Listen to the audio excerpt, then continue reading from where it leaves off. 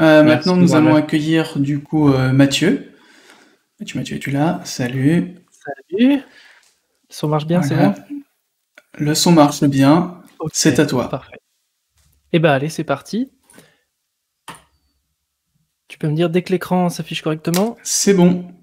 Ok, bah, très bien. Et ben c'est parti pour 3 design patterns pour démarrer avec serverless. Alors, je m'appelle Mathieu Napoli et on rentre dans le sujet directement. Les 3 patterns qu'on va voir aujourd'hui, ça va être donc des use cases complètement différents les uns des autres. Premièrement, créer des applications HTTP. Alors on va voir des API, des sites web, c'est assez varié. Deuxièmement, créer des workers asynchrones avec des fils de messages. Et troisièmement, faire de la communication entre microservices. Et comment faire tout ça sur AWS en serverless et comment le faire bien, c'est pour ça qu'on va voir des design patterns. Alors, on commence avec l'HTTP. Quand je dis application HTTP, ça peut être plusieurs choses. Tout d'abord, ça peut être une API.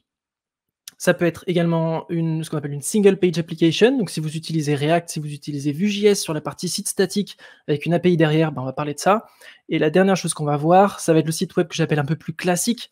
Donc, rendu côté serveur, si vous utilisez Laravel, Symfony, Django, Ruby on Rails, tous ces frameworks où on génère du HTML côté serveur, ben, c'est ce qu'on va voir ensuite. Parce que ces 3 cas d'utilisation ont 3 solutions différentes. On va commencer avec l'API. Alors, pas de mystère, on va parler d'Amazon Lambda, qui est le service sur Amazon où on va pouvoir faire du serverless et exécuter notre code de manière serverless. Je ne vais pas le représenter dans le détail. C'est vraiment la brique qui va remplacer EC2 si on fait une comparaison serveur-serverless. Mais sur Lambda, on va pas pouvoir faire tourner nos sites web directement, nos applications web directement, contrairement à un serveur un peu plus classique. Parce que sur Lambda, on ne peut pas faire tourner des serveurs web, on ne peut pas faire tourner des démons ou des choses qui tournent tout le temps. Pour ça, on va devoir utiliser API Gateway. Donc vous le voyez sur le schéma, API Gateway devant Amazon Lambda. Et en fait, API Gateway, c'est un service qu'AWS fournit qui, grosso modo, je simplifie, grosso modo, fait le serveur web. Donc API Gateway, on le déploie, il va nous fournir une URL. Cette URL, on pourra changer le nom de domaine si on veut. Et en fait, toutes les requêtes vont arriver chez API Gateway et API Gateway va ensuite déclencher pour chaque requête notre code sur Lambda. Donc notre code tourne sur Lambda. Et donc, c'est le rôle d'API Gateway de répondre aux requêtes HTTP. Et sur Lambda, on va vraiment écrire que des fonctions. C'est pour ça que ça s'appelle Function as a Service, qu'on va voir juste après. Sur Lambda, on peut aussi utiliser n'importe quel service AWS, une base de données RDS, DynamoDB, quoi que ce soit, un cache. On est assez libre là-dessus. Si on fait une single page application, on va avoir une architecture un peu différente. On ne va pas servir les fichiers statiques, donc toute notre partie Vue.js, React, toutes ces choses-là, depuis Lambda ou API Gateway. Lambda et API Gateway ne sont pas faits pour ça, ils sont faits pour exécuter du code côté serveur. Ce qu'on va utiliser, c'est S3. Alors Amazon S3, c'est du stockage de fichiers, mais il y a une fonctionnalité qui est vraiment pas mal, c'est qu'on peut activer un hébergement de site statique sur Amazon S3. Donc c'est parfait, sauf que ça ne supporte pas HTTPS. C'est assez dommage, alors ne me demandez pas pourquoi, mais toujours est-il que si on veut faire une partie site statique pour la partie React du JS, ben on va devoir utiliser la combinaison CloudFront plus Amazon S3. CloudFront, c'est le CDN d'AWS, et en fait, CloudFront va nous apporter le support d'HTTP plus HTTPS pour notre site statique. Alors CloudFront apporte aussi d'autres choses, notamment la partie CDN, donc il va mettre en cache nos fichiers CSS, JS, etc. aux 4 coins du globe, ça c'est cool. Mais là, on en a vraiment besoin pour la partie HTTPS aussi. Donc c'est pour ça qu'on se retrouve avec 2 URL différentes, la partie site statique, donc partie site statique, pardon, et la partie API qu'on a vu précédemment. Maintenant, si pour la troisième cas, si on utilise un framework côté serveur et on génère du HTML côté serveur, le pattern va être un petit peu différent. On va mettre CloudFront devant S3 et API Gateway. Alors pourquoi ? Parce que API Gateway, c'est très bien, mais il y a un petit défaut qui est que dans la plupart des cas, on ne peut pas avoir de redirection HTTP vers HTTPS. Je vous la fais simple, mais on ne peut pas avoir de redirection HTTP vers HTTPS sur API Gateway. Et API Gateway supporte très bien HTTPS, mais c'est assez gênant parce que pour un site rendu côté serveur, généralement ça arrive, des fois on tape dans l'URL, dans notre navigateur, notesite.com, et là ça fait une requête HTTP. Et on a besoin que ce soit redirigé vers HTTPS, et API Gateway ne supporte pas ça. Donc pour ça, on va devoir mettre en place CloudFront, non seulement devant S3 comme précédemment, mais aussi devant API Gateway pour avoir cette redirection HTTP vers HTTPS. Sur CloudFront, on a aussi un mécanisme de routing, et donc c'est ce qu'on va utiliser ici. On va dire que tout ce qui commence par, je sais pas, assets ou n'importe quel sous-dossier, Et donc là où il y a nos fichiers CSS, nos fichiers JS, on va l'envoyer sur Amazon S3. Et tout le reste, toutes les autres requêtes, on va l'envoyer sur API Gateway et donc Lambda. Ça nous permet d'avoir un seul nom de domaine ici. Et ça, c'est le pattern pour faire un site web rendu côté serveur.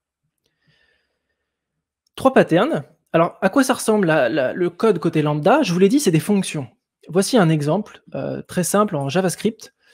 Où en fait, on a vraiment une fonction JavaScript qui prend un événement. L'événement, c'est ce qui a déclenché la Lambda. Et ici, dans notre cas, l'événement, c'est la requête HTTP. C'est ce qu'envoie API Gateway, en fait. Et on va pouvoir récupérer toutes les infos de la requête sur cet événement et renvoyer une réponse. Et en fait, cette fonction, quelque part, c'est notre contrôleur. Donc, on écrit les contrôleurs dans Lambda. Alors, c'est pas fini pour autant. Il y a 2 approches. Parce que là, on parle de fonction, mais comment se fait un peu le routing? Comment marche cette partie routing HTTP? Il y a 2 solutions possibles.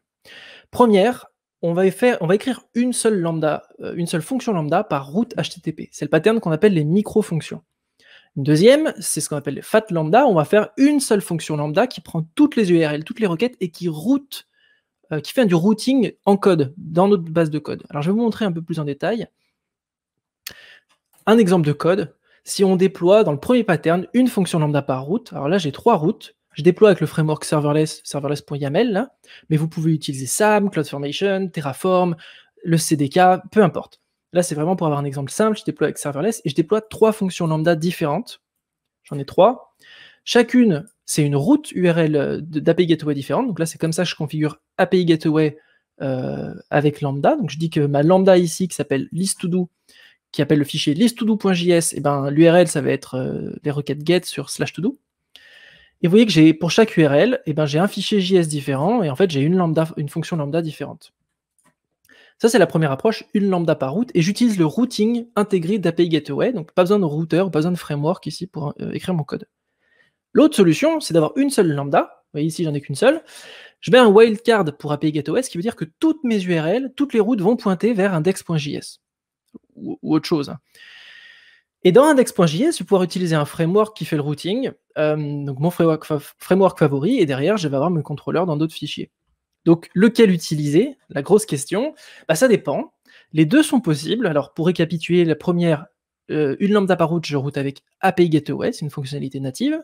Et la deuxième, je route avec mon framework favori, que ce soit Express.js avec Serverless Express, Symfony ou Laravel avec Bref, Rails avec Lambi, il y a pas mal de solutions différentes. Ce qui va être surtout documenté, ça va être la première, en tout cas sur la documentation Amazon, mais il faut savoir que la deuxième est complètement valide et fonctionne complètement aussi. Donc c'est une possibilité. Généralement, ce que je recommande, si vous êtes vraiment nouveau avec Lambda et que vous avez votre framework, vous avez l'habitude de travailler avec, partir sur cette deuxième solution, c'est tout à fait possible, parce que ça va vous permettre de minimiser les choses un peu nouvelles et de démarrer avec votre framework que vous avez l'habitude d'utiliser. Dans un second temps, potentiellement, passer sur cette deuxième approche, où on va se débarrasser en fait du framework, en tout cas de la partie routing du framework, pour utiliser API Gateway. Ça, c'était la première partie, application HTTP. Maintenant, comment créer? Deuxième use case vraiment différent. On est sur AWS, on veut faire du serverless et on veut faire des traitements asynchrones, des jobs asynchrones, ce qu'on appelle en général des fils de messages avec worker. Comment faire ça avec Lambda et en serverless?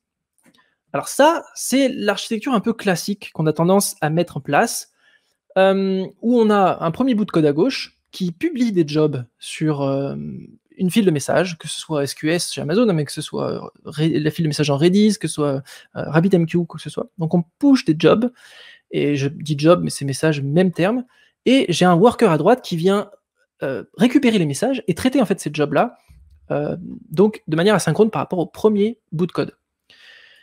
Et si je veux paralléliser le traitement de mes messages, je vais scaler mes workers, donc que ce soit des nouveaux processus, que ce soit des nouveaux serveurs, pour que en fait, j'ai plusieurs workers qui, en parallèle, viennent récupérer les messages et les traitent en parallèle. Sur Lambda, c'est différent. On ne va pas avoir cette architecture-là. Regardez bien la flèche là du worker qui vient récupérer un message en SQS. On ne va pas faire comme ça sur Lambda. La flèche va être dans l'autre sens. De SQS vers Lambda. Ça, c'est une fonctionnalité spécifique à SQS et Lambda. Il y a une intégration particulière qui fait que le bout de code à gauche ne change pas, on push un job dans SQS, et dès qu'il y a un job dans SQS, et ben SQS va pouvoir déclencher notre code sur Lambda automatiquement, immédiatement. Donc on n'a plus besoin d'écrire ce bout de code qui en fait se connecte à SQS et récupère le job. Pour vous l'illustrer avec du code, hein, ça ressemble à ça. Donc je reste sur le déploiement ici d'une fonction worker avec serverless. Ma fonction s'appelle worker, j'ai un fichier worker.js. Et en fait, pour configurer SQS et Lambda ensemble, je vais dire que ma fonction est déclenchée par des événements de type SQS, et voici l'ID de ma file de message SQS. Et ça suffit à faire cette connexion. Et du coup, dans ma fonction Lambda, ça reste une fonction comme tout à l'heure, hein, mais mon événement ne contient plus de requête HTTP. Là, il contient les jobs qui sont dans SQS, les jobs que j'ai à traiter.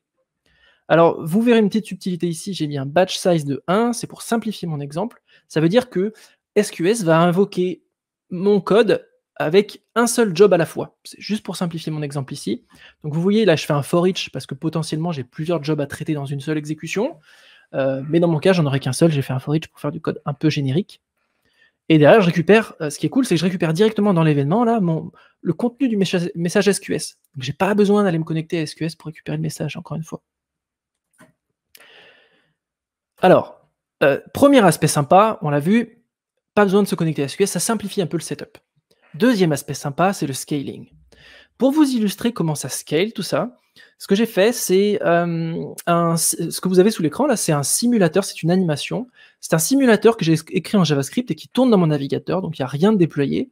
Mais ça permet de visualiser ce qui se passe quand il y a des messages dans SQS et comment ça se déclenche dans Lambda. Donc, c'est quelque chose que j'ai implémenté là, moi-même en JS. Je vais vous montrer ce qui se passe quand je mets un job dans SQS, ou un message dans SQS. Vous voyez qu'il y a mon job en vert, et ça déclenche une exécution côté Lambda. C'est-à-dire que j'ai déployé mon code dans Lambda, j'ai une fonction Lambda, et ça crée un conteneur à la volée, une instance à la volée de ma Lambda fonction pour traiter le message. Mais si je mets 10 jobs, je vais avoir 10 instances qui vont booter en parallèle, chacune va traiter un job de manière complètement isolée des autres. Et c'est cette scalabilité instantanée dans Lambda qui fait que c'est extrêmement intéressant avec des fils de messages, parce que je mette un job ou 10 jobs ou 100 jobs, mes messages sont traités tous en parallèle. Et ce scaling automatique, c'est vraiment une fonctionnalité core de Lambda. Je n'ai pas besoin de le gérer, je n'ai pas besoin de le configurer. C'est natif. Chaque instance s'exécute séparément des autres et reçoit son job à traiter. Alors, il y a du batching qui est possible. Hein. Là, je ne l'ai pas fait. Encore une fois, je suis sur un batch size de 1. C'est pour simplifier l'exemple. Maintenant, ce qu'on a sous les yeux là, c'est pas le pattern définitif, c'est pas celui que je veux que vous reteniez de la file de message avec worker. Pourquoi? On n'a pas parlé de deux problèmes, pardon. Le premier, c'est le throttling. Vous vous dites peut-être, vous avez peut-être pensé là en voyant ça, c'est cool tout ça, mais qu'est-ce qui se passe si j'ai 100 instances de ma Lambda qui tournent 100 fois mon code et que ça tape dans la même base de données ou que ça tape sur la même API, je vais la surcharger. Alors dans certains cas, effectivement, on n'a pas envie de paralléliser à l'infini. On peut contrôler, ça s'appelle du throttling, on peut contrôler le scaling de Lambda. Donc là, j'ai limité à 5 instances ma Lambda, et je mets 10 jobs, et on voit qu'il n'y en a que 5 qui tournent, et les autres jobs sont en fait empilés, en attente, côté SQS. Et donc Lambda va dépiler au fur et à mesure ce qu'il y a dans la file de message, et SQS joue très bien son rôle de file de message de queue. En fait, les messages s'empilent et ils sont en attente. Hein. Donc là, ça s'y prête assez bien. Le deuxième aspect dont on n'a pas parlé, c'est les erreurs. Alors, imaginons que ma fonction Lambda appelle une API tierce, ici Twitter, et que l'API tierce, elle a un problème, elle a une indispo. Alors là, je vais simuler que l'API Twitter, une fois sur deux, elle échoue. Donc en fait, mon job dans Lambda, une fois sur deux, il va échouer. Qu'est-ce qui va se passer? Alors je vais mettre un job déjà. Voilà qu'il est en rouge et il reste dans SQS, il est en attente, puis il va être réexécuté. Là, il est passé. Une chance sur deux, bon, je le refais, hein. Une chance sur deux que ça passe. Donc là, il est fail. Ça réessaye, ça fail, et ça va réessayer. Et en fait, la configuration par défaut de SQS, le mécanisme par défaut de SQS fait que, je vais vous en mettre 10 pour le fun, hein, mais fait que les messages sont réessayés à l'infini s'ils échouent. Alors c'est très bien parce que dans d'autres cas, on sait qu'on va finir à un moment ça va finir par passer parce qu'on a une chance sur deux, donc au bout d'un moment, ça va le faire.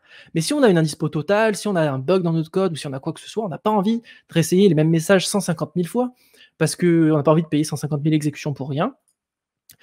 C'est pour ça qu'on n'utilise pas ce pattern directement, on va mettre en place un pattern là-dessus qui s'appelle la dead letter queue. Alors, dead letter queue, c'est un terme qui au début me faisait assez peur.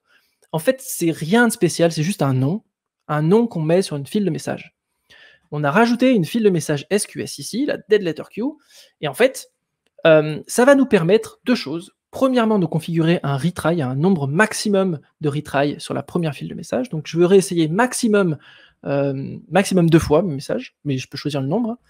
Et si au bout de 2 fois ça marche toujours pas, alors je vais faire une petite démo, et ben je veux que ça soit stocké dans une dead letter queue, donc une autre file SQS que personne n'écoute.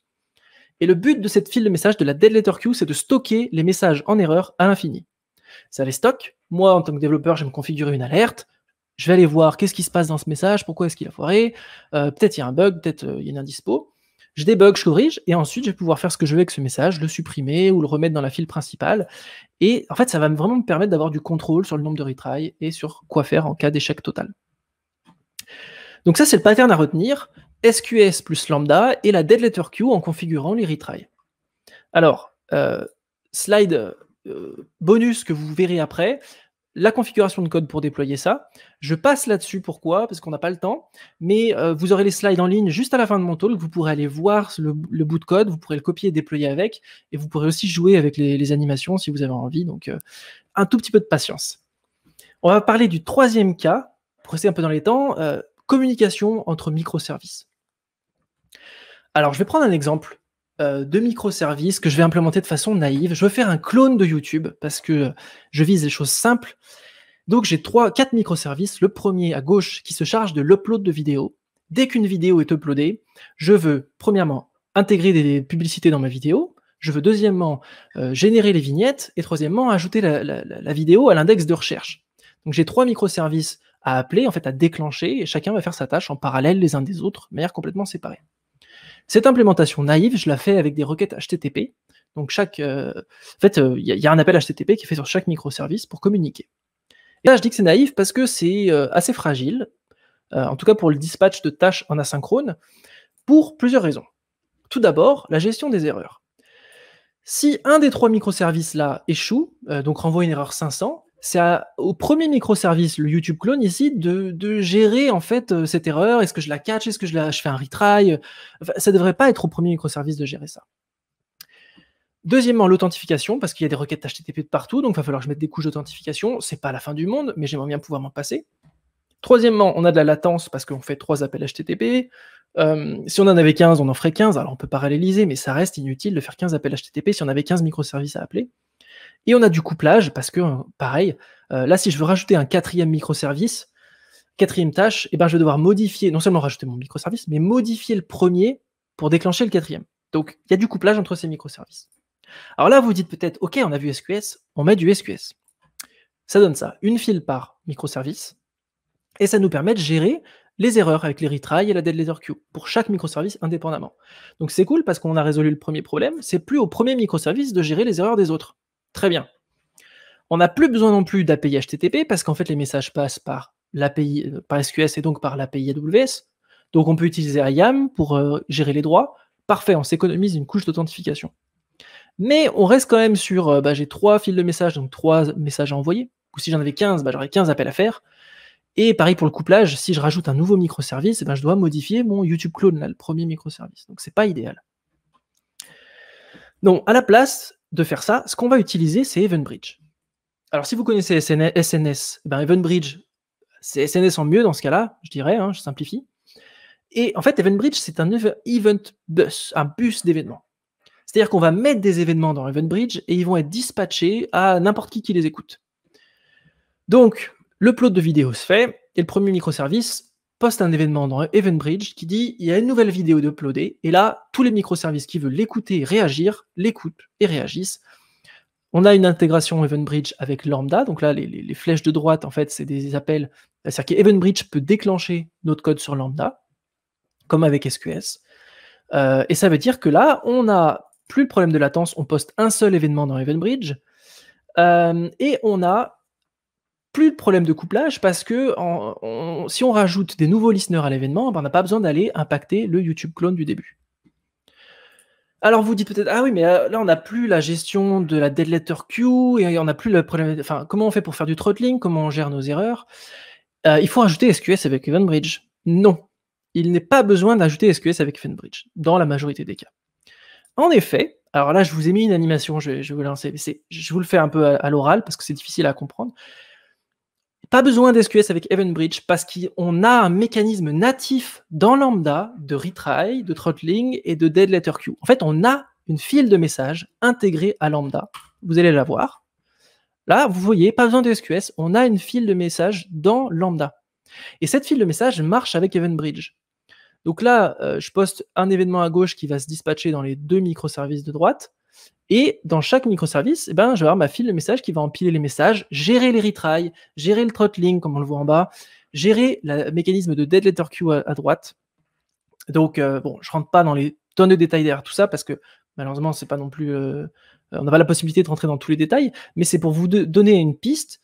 Pas besoin de mettre en place SQS, en tout cas par défaut. Avec EventBridge, on a ça d'intégrer dans Lambda. Alors, si vous vous posez la question, mais pourquoi est-ce qu'on a besoin d'SQS alors, dans le cas d'un worker? Parce que SQS nous donne plus de possibilités de contrôle. Donc, en gros, retenez worker asynchrone, SQS, communication microservice, EventBridge sans SQS. Voilà, encore une fois, vous aurez un slide bonus avec le code pour déployer ça, enfin pour avoir un exemple de code de déploiement. Je vous remercie de votre attention. Tous les exemples que je vous ai montrés ici, avec l'exemple de code, les animations, le simulateur, ça vient de mon cours serverlessvisuallyexplain.com. Donc si ça vous intéresse, n'hésitez pas à aller jeter un œil. Si vous faites du PHP, je vous invite à jeter un œil à Bref aussi, qui est un projet open source que je maintiens. Si vous voulez me suivre sur Twitter, c'est Mathieu Napoli. Et si vous voulez retrouver les slides de Stalk, jouer avec le simulateur, retrouver les exemples de code, c'est sur cette URL-là. En fait, vous rajoutez juste /talk à la fin et vous devriez pouvoir jouer avec le simulateur dès maintenant. Si vous avez des questions, je serais ravi d'y répondre maintenant sur Twitter plus tard, n'hésitez pas. Merci en tout cas de votre attention. Merci Mathieu, c'était super comme présentation. Et comme tout le monde, tu as répondu à la première question qui était que comment est-ce qu'on récupère ta superbe UI avec les animations? Ouais, je m'y attendais. C'est cool avec les slides. Alors là, un petit commentaire, Monsieur Mathieu est vraiment sympa. Je crois que j'ai avoir vu quelques petites questions sur la dead letter queue. Est-il possible de manipuler la dead letter queue, exemple sortir un message en erreur une fois que l'API externe est à nouveau disponible? Alors j'ai envie de dire, tu peux faire un peu ce que tu veux si tu rajoutes des lambdas et tu rajoutes ton code ailleurs.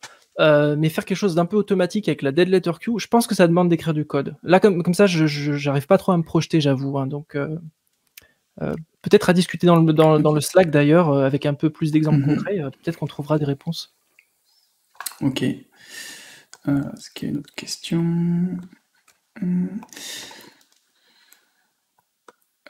Ah, et pardon, je crois que je vais comprendre un peu mieux la question. Il est aussi possible. Oui. Alors, quand l'API n'est plus en erreur et qu'il y a des messages dans la dead letter queue, il va falloir manuellement les redéplacer dans la file principale pour les remettre à traiter, par exemple.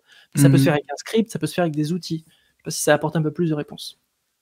Ok, donc la queue n'est pas, il n'y a pas de mécanisme automatique pour le remettre dans la queue principale à partir d'un certain moment?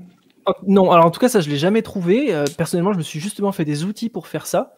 C'est un petit peu dommage, ce serait pratique d'avoir quelque chose qui dit, bon, là, j'ai résolu mon problème, dead letter queue, hop, je rebalance tout dans la file principale, ça, ce serait cool. En tout cas, perso, moi, je me fais des outils pour ça. Feature request à ouvrir, alors. Exactement. Pour nos amis. On a encore que 5 minutes. Alors, autre petit message, c'est le rôle de step function d'orchestrer les services normalement, non? Alors avec step function, on peut faire des tonnes et des tonnes de choses. Là, dans les patterns que j'ai montrés, j'avais pas de raison particulière de le mettre, mais step function s'utilise dans des tonnes de cas différents, donc j'encourage tout le monde à aller voir step function, mais je sais pas quoi dire de plus, honnêtement. C'est-à-dire que jeter un œil à step function, c'est très bien, mais dans le cas que j'ai montré, personnellement, c'est les patterns que j'utilise, quoi. Et dans quel pattern, enfin dans quel cas, plutôt quel usage tu utiliserais step function du coup?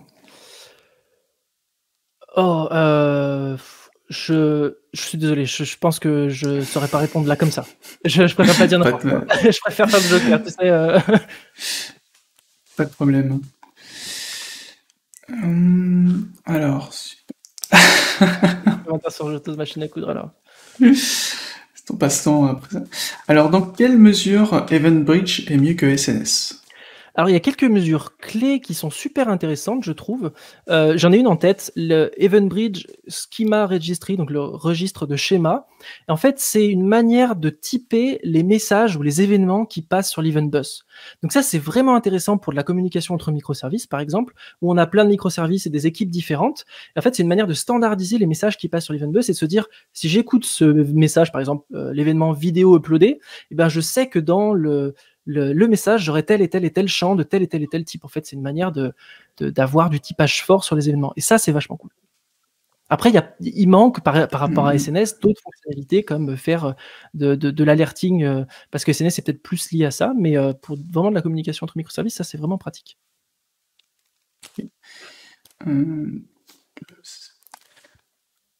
Question. Toujours super talk. Service explained. Il faudra qu'on mette l'URL de ton site sur le Slack, juste après. Ouais, je le partagerai très bien.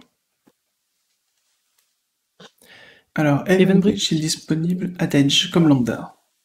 J'ai envie de dire non. Lambda, en fait, Lambda at Edge, c'est Lambda qui va s'exécuter dans tous les endpoints de CloudFront. Mais, alors, arrêtez-moi si je dis une bêtise, mais après, tous les autres services AWS, comme API Gateway, EventBridge, SQS, toutes ces choses-là, sont séparés de Lambda, sont séparés de Lambda at Edge. Et donc, peut-être qu'il est possible de déclencher des messages depuis Lambda at Edge, hein, mais en tout cas, Lambda at Edge va être séparé du Lambda classique qui peut s'intégrer aux autres services AWS. Et il est tout à fait possible d'utiliser du Python, du PHP avec Bref, n'importe quel langage sur Lambda. Je vois la question juste en dessous. Mes exemples, je les ai mis en JavaScript parce que c'est un peu les exemples classiques sur Lambda, mais ça fonctionne avec n'importe quel. Je crois qu'on va conclure avec une dernière question que j'ai vue. Peux-tu donner les avantages et inconvénients d'une FAT Lambda versus une Lambda par route? Alors pour moi, le gros truc, c'est le framework. Si j'ai un framework que je veux continuer d'utiliser parce qu'il y a de l'expertise dans l'équipe, parce que je suis confortable avec, je démarre avec le framework sur Lambda. Par contre, ça veut dire qu'on embarque un framework entier, donc la Lambda va être un peu plus grosse. Ça a aussi un impact sur les call start potentiellement. Ça allonge un tout petit peu les temps de déploiement. Et ça veut dire qu'on va pas pouvoir utiliser certaines fonctionnalités d'API Gateway comme les authorizers, plein de choses avancées sur API Gateway. Donc c'est vraiment choisir en fait entre le framework API Gateway pour le routing et tout ce qui va avec, ou le framework qu'on a choisi, peu importe ce que c'est.